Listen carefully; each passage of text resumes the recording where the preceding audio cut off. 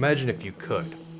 A seemingly endless cycle in which you commit acts of violence and other such atrocities. Now imagine it was just a dream. Or is it?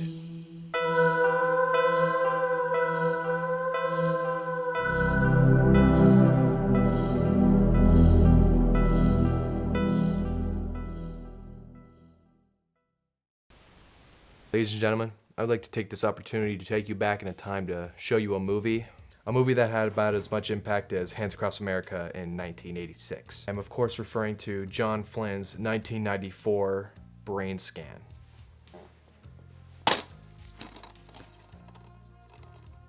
This is not in fact BrainScan. I will be right back. It seems I don't actually own a copy of BrainScan, because I'm a degenerate.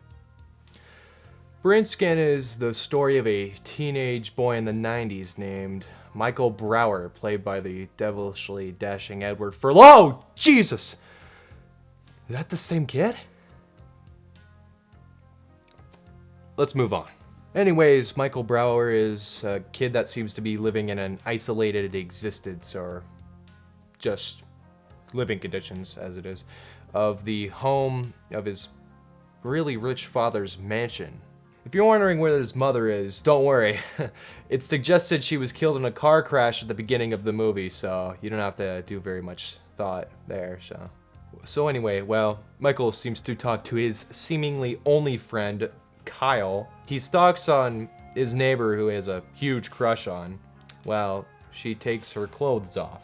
The 90s, am I right? But don't worry, it's not weird. She knows he's stalking him. Did I forget to mention that he films it and watches it back? How sweet. So anyway, while this is happening, his friend Kyle is telling him about this new game he heard about called BrainScan.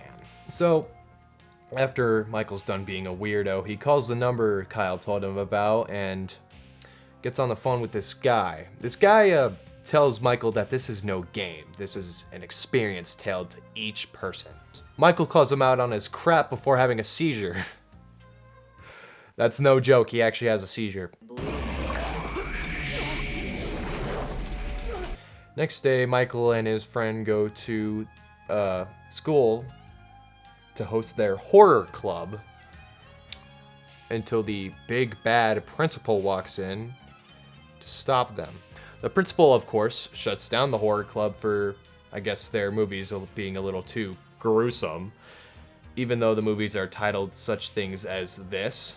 Death, Death, Death, Part 2.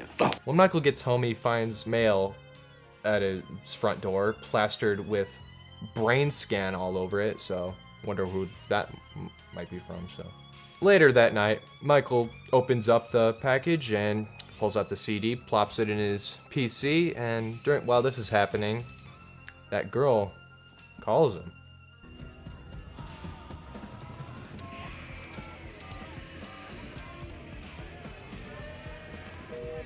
Master is busy.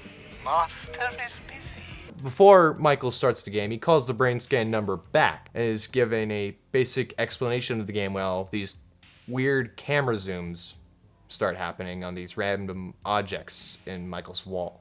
You'll be watching a brutal murder through the eyes of a killer, and you'll affect his actions. You must stalk and kill within the time limit of the program. If time runs out, you'll not be allowed to play the next disc. That could be extremely dangerous. By the way, this doesn't matter. After which we get another seizure-inducing scene.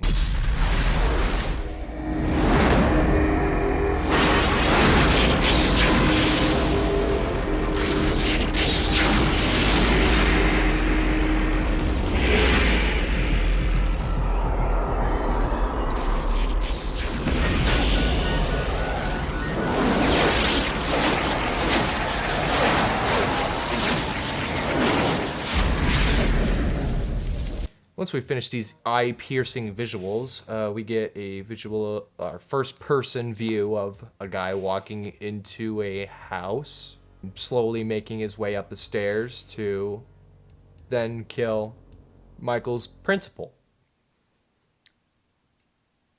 In a very gruesome way, which I'm going to gloss over since there is a lot to this scene. You can probably watch it yourself with the whole family. I mean, I watched it when I was like 10, so you'll probably be fine. All my 9-year-old viewers out there, shout out to you. I mean, I don't really understand this scene. I mean, to be honest, that's a pretty good reflection of this whole movie. Nah, it's just stupid. They weren't really thinking about this when they actually made this, I swear.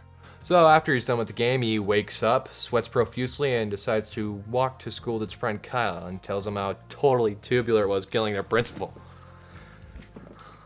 Later that day, we see Michael watching TV, and what's that? Their principal is actually dead? I don't know how they didn't find out about this when they were actually went to school, but what? The plot twist? He's actually dead? Who could have seen this one coming, am I right? Later on, Michael calls the BrainScan number again. He thinks this is a good idea. I don't know why. Michael thinks it's a good idea to yell at the guy on the other side of the phone about how, I don't know, he shouldn't have died. But here he is, in all his rubber latex glory comes him. Honestly, he's my favorite character in the movie. He calls himself the Trickster. And honestly, Ryder Smith fits the part perfectly. His makeup is done very well, and I'd probably say he's the reason why I even remembered this movie. The Trickster preaches to Michael about how killing people, of course, is bad and doesn't have to make sense. And this is where it kind of becomes blatantly obvious, the stupid morals to these kinds of 90s movies, that everyone and their mother knows at this point that killing bad and not cool, not tubular. So, because everyone knows doing drugs and committing acts of violence is bad. So, next, I'm gonna bring it to my good friend. In conclusion, BrainScan's an alright movie. Obviously, the morals in it are a little obvious, but it's a 90s movie, so who really cares?